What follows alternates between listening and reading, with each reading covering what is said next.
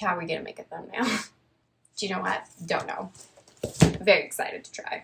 Welcome back. As you'll notice, we have a bit of a scenery change. I'm currently sitting in my living room. Just wanted a chill video. I've recently just gone back to work, so I'm feeling quite sluggish, a little bit tired, so I just figured I would talk you through some of the recent books that I have gotten. So first I'm going to start with the books that I got at my local independent bookstore. So first we have The Gilded Wolves by Shawnee Trotsky. I don't know much about this, but I do remember my friend texting me and saying she really enjoyed it. So when I saw it at my local used bookstore, I knew that I should go ahead, grab it, pick it up. Anyway, so I thought I would pick this up knowing that if I didn't enjoy it, I could pass it along because my friend only rented it anyways.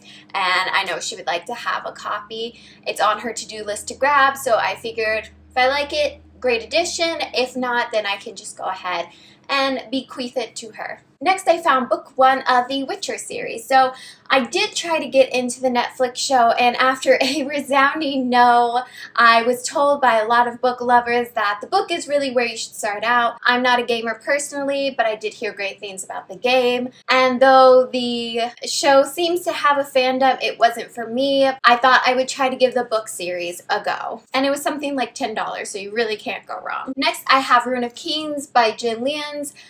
So this was one that I was thinking of grabbing on Book Outlet, which is usually my go-to after trying my work, which I work at a bookstore, trying my local used bookstore. If I can't find what I'm looking for, then I will turn to Book Outlet.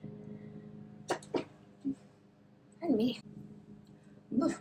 And actually, the day that I was placing my Book Outlet order, we popped by my used bookstore as everything had just reopened, and I actually found that they had a copy. It's hardback and beautiful, and I'm really excited to give it a go. Next, surprise to no one, another Brandon Sanderson book, Warbreaker. I believe it was $15 for this gorgeous hardback. This gorgeous cover caught my eye. I felt like I couldn't let it go, and needless to say, it was added to the pile. And this is basically a Brandon Sanderson stan account at this point. So who am I if I'm not buying Brandon Sanderson? And next we have Fire and Blood by George Martin. So I actually read this when it first came out, but it was only on loan. So when I saw this in the local used bookstore in absolutely gorgeous condition for $20, I was waiting for the paperback to come out, but I did see the paperback was listed at $22 and to see the hardback listed at $20, and I've already read it. It's just a great addition to add on my shelf. Next, I'm going to move on to the one book I got from Book Outlet, and that would be Dominicana by Angie Cruz. Surprise to no one, I had to get my hands on this. My father is Dominican and my mother is a mixed Latina. I had to support my homegirl, and I try to do everything I can to support the Latin titles that come out. So unbeknownst to me, I was actually looking at the Jen Lians book, The Ruin of Kings, and I stumbled on this. I had actually never heard of it, and after reading the first 2 lines of the synopsis, I knew I just had to have it. Next, I'm going to be going through all the books I got for my birthday and at my local retailer. First on the list, I got the Truly Devious series. I saw Lover of Pages, Leah, I think her name is, on Twitter speaking about how she recently was finishing this series, or she had read Truly Devious. I can't remember which it was, but she was speaking about it, and I'm a very easily influenced child. So when I saw someone speaking about it and the very vague things I heard, I said, oh, I need that too. And also, great colors. What a beautiful color scheme. Ugh. Next, and this is a little bit out of the ordinary for me, I'm going to be talking about some contemporary I picked up. So for the month of June, I'm really interested to try to get a little bit more into contemporary fiction. It's not the easiest for me. It's not the genre I most gravitate towards, but at the same time, it's not a super struggle like sci-fi, so I just figure I need to put a little bit more effort in. Next, we have The Bookish Life of Nina Hill. I've heard really good things about this. Essentially, people saying that if you are a reader and you're looking to get into contemporary, fun, easy fiction, start here, and that's what I'm going to do. So for the remaining 3 contemporary books I'm going to talk about, I'm just going to speak about them in bulk because I honestly really do not know much. So First we have How to Hack a Heartbreak by Kristen Rockaway. Next we have Grown Up Pose by Sonia Lally. And then we have by Minnie Dark, Starcross. This was the first one actually that I put in my basket just because I genuinely enjoyed the cover. And parents say don't judge a book by their cover, but I have a tendency. Next we have the Broken Earth Trilogy by N.K. Jemisin. With Inheritance Trilogy, the bind-up was a mistake. It was absolutely a mistake. It is so difficult to tote around.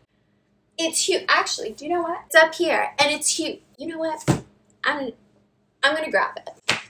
This guy, he's huge. She's huge. Pardon me.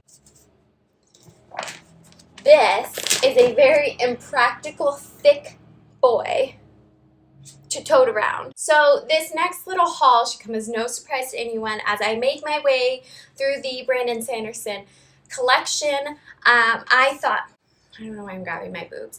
I thought it was time. So I've heard rumblings that this series is being turned into a show.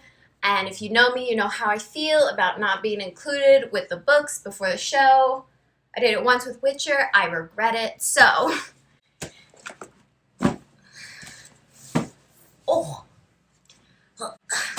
I got book 1 through 5 of The Wheel of Time. For the sake of my sanity, I'm going to leave it on the floor and actually just hold this one up. I bought them all at one time, but for some reason, all 5 of them shipped, and book 3 is coming in a different shipment, but well on its way. So it's time. I want to be ahead of the TV show. I don't want to be a fall behind. I want to be able to talk about the difference between the show and the book. And I am a person who falls into serious case of FOMO in the book community. If people are talking about it, I want to talk about it. So basically peer pressure made me buy this. Even though no one was pressuring me, I guess it's just peers made me buy it. And then I saw Melanie Murphy talking about it. And I saw Peru's Project talking about it. And I was like, I want to talk about it. So I had the bus going by. Do you know, we're planning on moving to a bigger city, and I don't really know how filming's gonna go. I might just have to like attach a mic to me like I'm in a news studio. I don't want to do that. Anyways, so I saw Melanie Murphy talking about it. I saw Peru's Project talking about it and Daniel Green. So it is the natural arc. Also, I really like the color scheme for this. Next, we have Queen of the Unwanted by Jenna Glass. This is book number 2 in the Women's War. Okay, I don't want to hear laughs. I just want to hear support. Don't look at me. I know. I got another Brandon Sanderson book.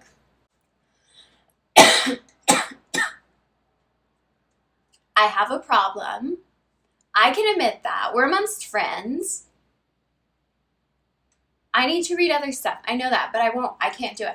I am the type of person that likes to know geographically what's going on in the story. So, maps. Love a map. Can't get enough of a map.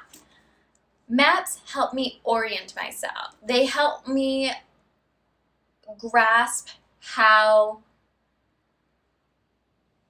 well built this world is from this author, from any author.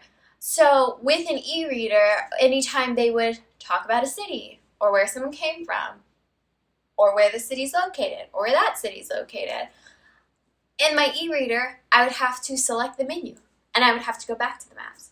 And I would always forget to bookmark, so I would go back to the chapter that I knew I was at. And then I would just flick through the pages until something looked vaguely familiar. Basically what I'm saying is, lesson learned, high fantasy, always get a hard copy. Always. Speaking of bind-ups, I know I was just saying my N.K. Jemisin bind-up was a mistake.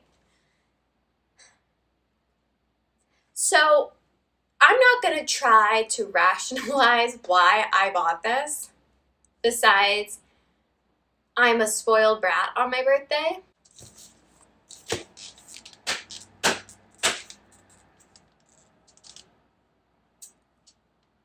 I know. The Books of Earthsea, the complete illustrated edition. Ursula K. Le Guin. Hear me out. When ordering this, in my defense, I did think it was a paperback. I know that's not an excuse, but it's kind of an excuse. It's not an excuse. She is known for really breaking out of the old European Christian background trope of fantasy and really borrowing from other countries, cultures, and really expanding, in my opinion, the definition of fantasy. However, I haven't read all of it. So, is it great? Don't know. But I'm excited. And then finally we have A Ballad of Songbirds and Snakes. Okay. I cannot speak about it right now. I can't. My hands are tied. They're bonded physically. They're bonded metaphorically. Contractually. I can't speak about it. But I'm very excited to talk about it. So that is it for my May book haul. Please tell me in the comments if you have been spending absurd amount of money trying to fill this deep void that quarantine has set upon us. But now that I'm back at work, I do think that this book buying haul will slowly come to an end because I have a lot to get through. I don't know if I've introduced you guys. This is my TBR shelf. Okay, recently we had to buy another bookshelf. I'm not proud, but it looks great in my living room, so I am kind of proud at the end of the day. So this is my TBR shelf. I have a full bookshelf of books to get through. So this is probably going to be my last book haul for quite a while. It just has to be. Thank you so much for watching. I make videos every Wednesday and Saturday, and I will see you Wednesday with a new video.